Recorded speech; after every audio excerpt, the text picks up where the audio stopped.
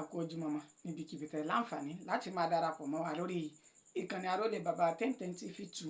ibẹ̀ náà la wà tá a ti mú ròyìn wá fún wa fún ti òwúrọ̀ òní tí ń ṣe ọjọ́ ajé Monday. Ojú tẹ́ fún wa ojú náà ò ní fọ́, etí tẹ́ fún gbọ́ wa etí náà ò ní di láṣẹ Elédùmarè. Orúkọ oníròyìn yìí ni Àyànfẹ́ Elédùmarè. Ṣáájú ẹgbẹ́ àwọn kókó inú ìròyìn náà ṣáájú ẹ̀kúnrẹ́rẹ́ rẹ̀. Ọwọ́ ti tẹ Babátúndé tó jẹ́ ògbóǹtarìgì ajífóònù ní ilé ìjọsìn ìyún ní ìpínlẹ̀ Èkìtì. Ọwọ́ àwọn agbófinró ìpínlẹ̀ Ẹdó ti tẹ ọ̀daràn ẹlẹ́wọ̀n tó sá kúrò nínú ọgbà ẹ̀wọ̀n lásìkò ìwọ́de EndSARS tó wáyé nínú ọdún 2020. Ọmọ onígbà pure water tó gba máàkì tó pọ̀ jù nínú ìdánwò jambu rẹ̀ ti rí ẹ̀bùn ẹ̀kọ́ ọ̀fẹ́.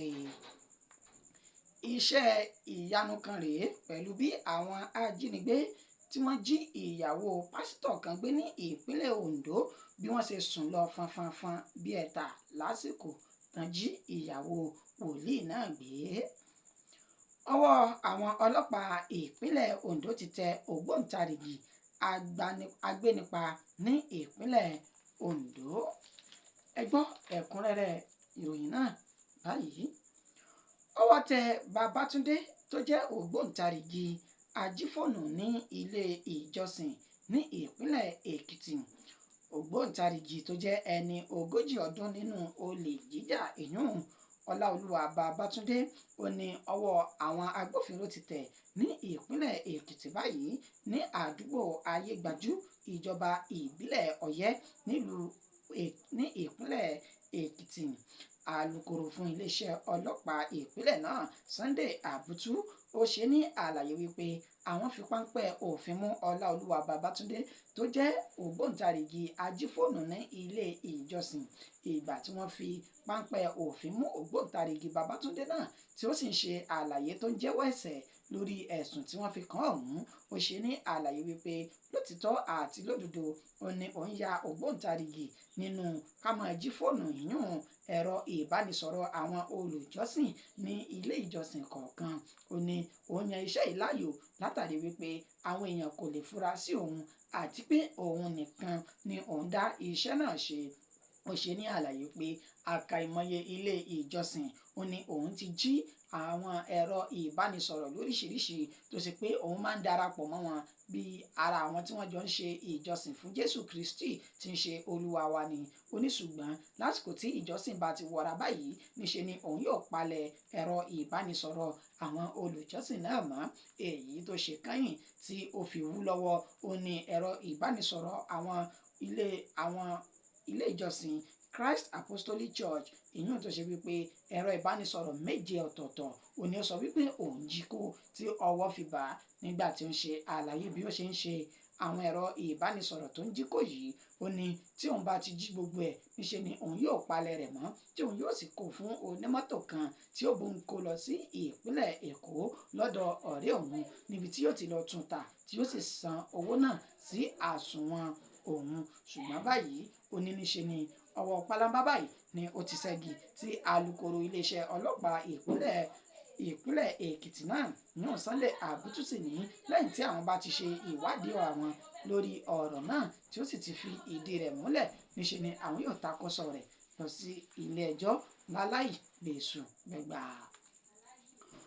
Ọwọ́ àwọn agbófinró ìpínlẹ̀ Ẹdó ti tẹ ọ̀daràn ẹlẹ́wọ̀n tó sá lọ lásìkò rògbòdìyàn EndSARS èyí tó wáyé nínú ọdún 2020 ní ìpínlẹ̀ Ẹdó.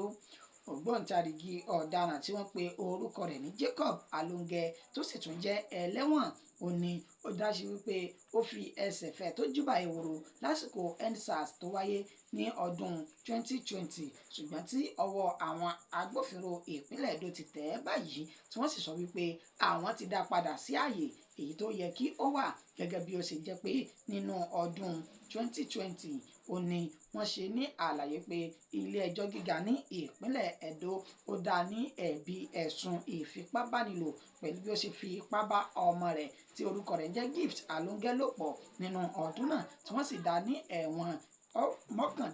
mọ́kànléní ogún gbáko, ṣùgbọ́n tó ní lásìkò tí àwọn rògbòdìyàn EndSARS ń ṣẹlẹ̀ ó ní ó bá ẹsẹ̀ rẹ̀ sọ̀rọ̀ tí àwọn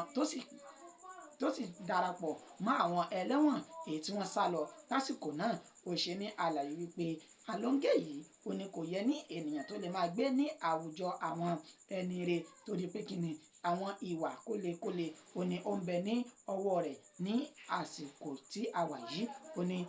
ìgbà tí wọ́n fi ọ̀rọ̀ wò ń gangan lẹ́nu wò, ó ṣe ní àlàyé pé nígbà tí àwọn ènìyàn sá kúrò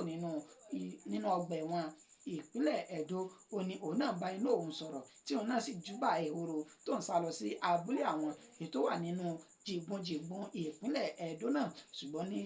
awuyewuye ti kàn sí òun létí pé àwọn ọlọ́pàá ń wá òun, ètò sì ní òun lọ fi ara òun sílẹ̀ fún wọn pé òun rèé o, ẹni tẹ̀ ń wá òun náà ni ó wá kì í. Iléeṣẹ́ ọlọ́pàá ìpínlẹ̀ Ẹdó ní àwọn ti dá padà sí ààyè tí ó yẹ kó wà pẹ̀lú bó ṣe já sí pé kò yẹ lẹ́ni tí ó lè máa bá àwọn ènìyàn àwùjọ gbé. Ọmọ onígbà pure water kan rèé tó gba máàkì tó pọ̀ jù nínú ìdánwò àṣekágbá JAMB èyí tí ó wáyé níbi ọ̀sẹ̀ méjì sẹ́yìn báyìí, tí ó sì ti rí ẹ̀bùn ọ̀kọ́ ọ̀fẹ́ rẹ̀ ní àsìkò yìí. Orúkọ akẹ́kọ̀ọ́ náà tí wọ́n pè ní Ugwu Augustu ó ní ó ṣe wípé wọ́n ní ó jẹ́ ọmọ onígbà pure water tó sì pé ó ti kúrò ní ilé ìwé lẹ́yìn bíi ọdún méjì sẹ́yìn tó ti fi ìwé sílẹ̀, ṣùgbọ́n tó ṣe wípé àwọn gbà ní ìyànjú láti lọ kọ ìdánwò JAMB tó sì jẹ́ sí pé ó ṣe àṣeyege bí alákànṣe ń ṣepò ju àwọn akẹ́kọ̀ọ́ tí wọ́n sì wà ní ẹnu ẹ̀kọ́ gan lọ́wọ́lọ́wọ́ lọ. Èyí ló fà á tí wọ́n fi sọ wípé àwọn fi ẹ̀bùn ọ̀kọ́ ọ̀fẹ́ dá lọ́lá pé àwọn yóò rán ní ilé ìwé gíga fásitì fún gbogbo ọdún tí yóò fi ka ìwé ń bẹ́ẹ̀. Máàkì tó 999 òun ni máàkì tí ó gbà, èyí 309 ni ó gbà nínú àṣekágbá ìdánwò èyí tí àjọ JAMB tí wọ́n parí rẹ̀ níbi ọ̀sẹ̀ tí a lò tán sẹ́yìn yìí, tí wọ́n sì sọ wípé àwọn ti fi ẹ̀bùn ọ̀kọ́ ọ̀fẹ́ dá lọ́lá pẹ̀lú bó ṣe já sí pé ó gbé ìjẹ́ ọmọlúàbí àti ìjẹ́nìyàn rẹ̀ yọ pẹ̀lú bó ṣe já sí pé ó ṣe ìdánwò náà ní àṣeyege tó sì gba máàkì èyí tó pọ̀ jù láàrin àwọn akẹ́kọ̀ọ́ tó kù tí wọ́n jọ wà ní ilé ìwé lásìkò tí òun fi kúrò nínú ilé ìwé náà. Iṣẹ́ ìyanu ńlá kan rèé pẹ̀lú bí àwọn ajínigbé ṣe sùn lọ fánfán bíi ẹ̀ta lẹ́yìn tí wọ́n jí ìyàwó pásítọ̀ gbé ní ìpínlẹ̀ Ondo. Nínú iléeṣẹ́ ọlọ́pàá Òfòsù division ti ìlú Àkúrẹ́ nípínlẹ̀ Ondo ó ní ọwọ́ àwọn agbésùmọ̀mí ajínigbé wà báyìí pẹ̀lú bí wọ́n ṣe ṣe ní àlàyé pé lẹ́yìn tí wọ́n jí ìyàwó wòlíì kan ìyẹn pásítọ̀ kan ní ìpínlẹ̀ Ondo tí wọ́n jí gbé ó ní wọ́n lo oògùn líle tí ó sì mú wọn sùn fanfanfan, èyí tó já sí wípé